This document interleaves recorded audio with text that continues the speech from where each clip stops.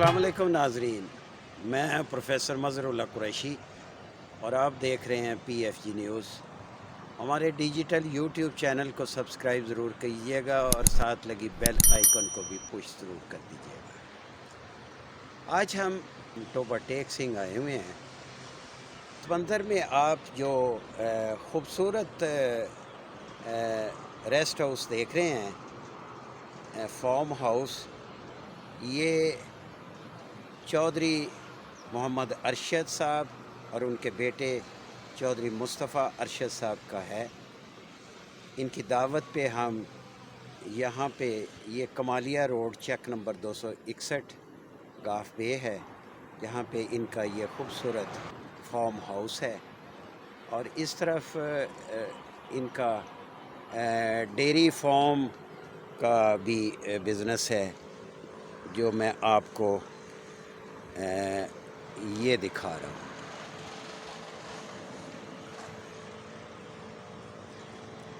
ये dairy farm है।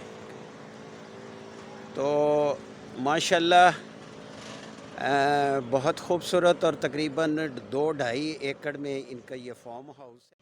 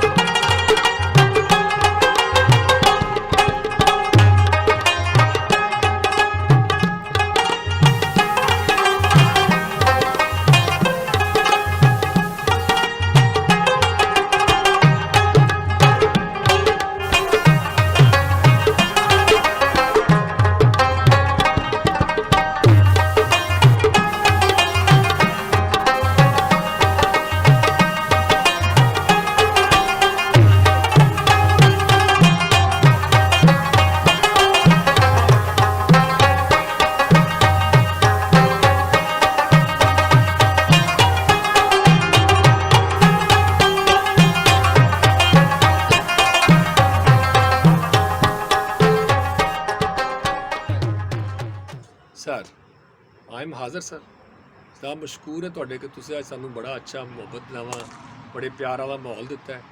असीं तुहाडे बहुत बहुत मशकूर हैं और इंशाअल्लाह असीं तुहानूं अपनी दुआवां च मुहब्बतां च लाजवाल दास्तानां च याद रखांगे। अपना ख्याल रखना। अल्लाह हाफिज़। अस्सलाम वालेकुम जी। जनाब कुरैशी साहब, तुसीं सानूं बड़ी अच्छी बड़ियां साडे नाल बड़ियां प्यार मुहब्बत वालियां बड़ी इलमी गल्लां कीतियां ते साडे इल्म विच इजाफा कीता। माशाअल्लाह तुहाडा चैनल जिहड़ा ना बड़ा जबरदस्त चैनल है। ये तो कोई ना कोई तुसीं नवीं तो नवीं चीज़ जिहड़ी ना ये पेश करते रहंदे। मैं तुहाडा चैनल बड़े शौक नाल वेखना ते इहनूं सबसक्राइब भी करना। जनाब माशाल्लाह कुरैशी साहब, तुसीं वीडियो बना रहे हो जनाब, सानूं पहले दस देना सी, कम कोई मेकअप शेकअप करके जनाब बैठते थे। तुसीं सारी योजना बनाया, देखो ना बाल किधर जाते हैं पे हैं। ਤੇ ਮੂੰਹ ਸਾਨੂੰ ਕਿੰਨਾ ਘੱਟਾ ਪਿਆ ਹੈ। ਤੇ ਮਿਹਰਬਾਨੀ ਪਹਿਲੇ ਦੱਸ ਦੇਣਾ ਜਨਾਬ ਕਿ ਮੈਂ ਵੀਡੀਓ ਬਣਾਉਣ ਲੱਗਾ ਤਾਂ ਕਿ ਅਸੀਂ ਵੀ ਰੈਡੀ ਹੋ ਕੇ ਬੈਠਦੇ ਹਾਂ। ਤੁਹਾਡੀ ਮਿਹਰਬਾਨੀ ਹੈ ਜਨਾਬ, ਥੈਂਕ ਯੂ।